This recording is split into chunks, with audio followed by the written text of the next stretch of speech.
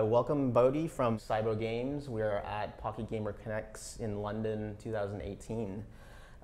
So Bodie, maybe if you can tell us a little bit about yourself and how you came to found SYBO Games in Copenhagen. Absolutely. I was a very young entrepreneur. I started out when I was 16 by running a clothes store and had several different stores around Denmark.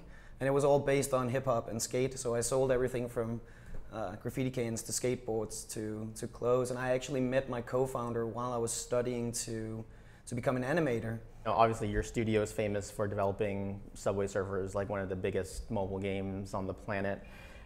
What's something that you've learned through that experience that you are applying to new titles or new projects? Creating a universe that is sort of worthy of devotion, or at least on the surface, that it seemed to have more than just that game. And we apply that on new titles and new IPs too.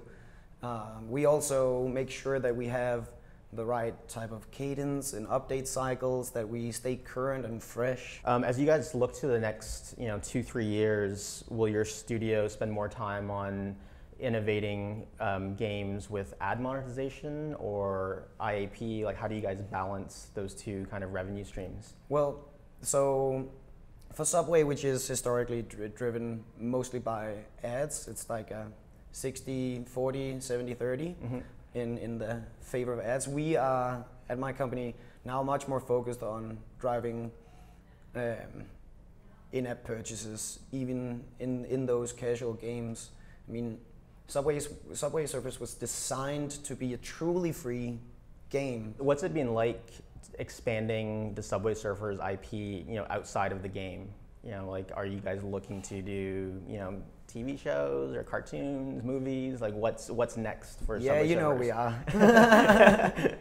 But as I explained when you asked about my backstory, it actually came from animation. Right. So as we worked with it over a decade and it took its form, now we're going back to where we actually sort of came from. This is, our area of expertise beyond doing games.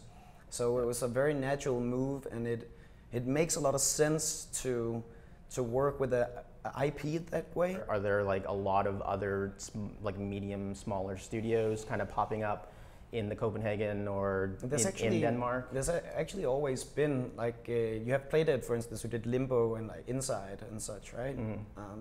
Excellent studio, but the industry needs a lift, and we're trying to be the bannermen in the industry, also investing some money into it and a lot of time and political efforts as well. That's great. Well, thanks a lot for sharing, coming in and sharing your thoughts today. You're welcome. All right.